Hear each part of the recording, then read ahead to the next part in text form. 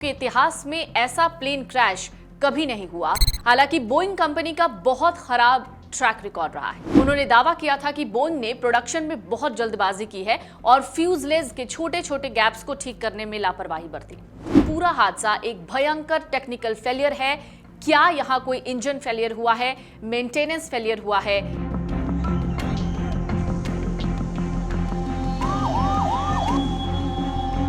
Ahmedabad plane crash के बारे में हमें अब तक क्या पता है? एयर इंडिया की फ्लाइट AI-171 अहमदाबाद से लंदन जा रही थी। 240 से ज्यादा पैसेंजर और क्रू मेंबर्स इसमें शामिल थे और टेक ऑफ करने के सिर्फ 40 सेकंड के बाद ही ये फ्लाइट बड़ी तेजी से नीचे गिरने लगी। सिर्फ 2 मिनट में ही मेघाणी नगर इलाके में क्रैश हो जाती है। यह हादसा शॉकिंग इसलिए है क्योंकि इतिहास में ऐसा प्लेन क्रैश कभी नहीं हुआ, वो भी इस स्पेसिफिक प्लेन टाइप का। ये बोइंग 787 ड्रीमलाइनर प्लेन था। इसका एक्सीलेंट सेफ्टी रिकॉर्ड है। इतिहास में ये प्लेन कभी क्रैश नहीं हुआ है। बोइंग 787-8 ड्रीमलाइनर को अमेरिका की बोइंग कंपनी बनाती है, जो दुनिया की सबसे बड़ी एविएशन कंपनियों में से एक है। साल 2003 में बोइंग ने इस विमान को 7E7 प्रोजेक्ट के नाम से शुरू किया। इसका मकसद था एक ऐसा विमान बनाना जो लंबी दूरी की उड़ानों के लिए फ्यूल एफिशिएंट, कंफर्टेबल और टेक्नोलॉजिकली एडवांस हो। बोइंग 787-8 की पहली टेस्ट फ्लाइट 15 दिसंबर 2009 को हुई। इसके बाद 26 अक्टूबर 2011 को जापान की ऑल निप्पॉन एयरवेज को पहला ड्रीमलाइनर डिलीवर किया गया। बोइंग ने अपने नए विमान का नाम रखने के लिए कुछ अलग करने का सोचा था। उन्होंने 2003 में ग्लोबल ऑनलाइन वोटिंग कैंपेन शुरू किया, जिसमें दुनिया भर के लोगों के नाम सुझाने को कहा गया। इस कैंपेन में 5 लाख से ज्यादा ऑनलाइन वोट आए। लोगों ने कई नाम सुझाए, जैसे ग्लोबल क्रूजर, स्ट्रैटो क्लाइंबर और ड्रीमलाइनर।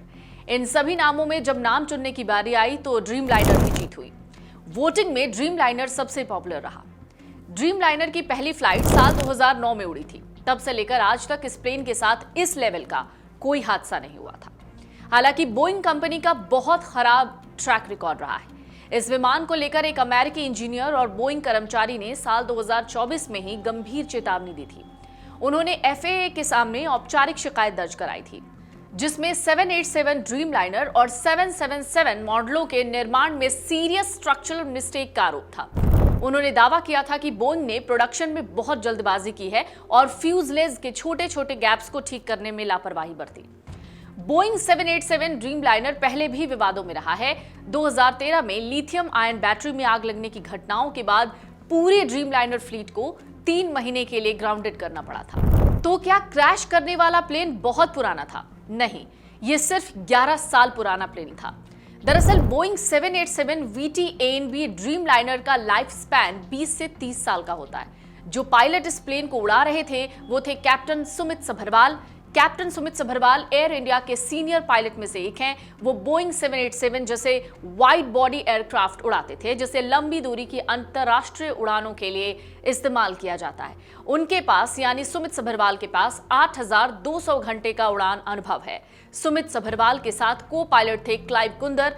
उनके पास 1,100 घंटे का उड़ान अनुभव है। तो हम ये भी नहीं कह सकते कि ये अनएक्सपीरियंस्ड कैप्टन थे। तो क्या मौसम खराब था? नहीं, ऐसा भी नहीं था। उस वक्त 1:30 बज रहे थे और weather condition temperature 37 degree Celsius था। ज्यादा तेज हवाएं नहीं चल रही थी। विजिबिलिटी भी 6,000 मीटर थी, जो बहुत अच्छी थी।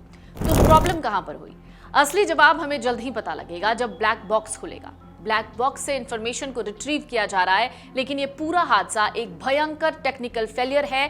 क्या यहाँ कोई इंजन फेलियर हुआ है, मेंटेनेंस फेलियर हुआ है? इसका पता तो तब चलेगा जब ब्लैक बॉक्स खुलेगा। अगर आप ये वीडियो YouTube पर देख रहे हैं तो हमारे चैनल को सब्सक्राइब कर बेल आइकन दबाएं और Facebook पर देख रहे हैं तो हमारे पेज को लाइक करें।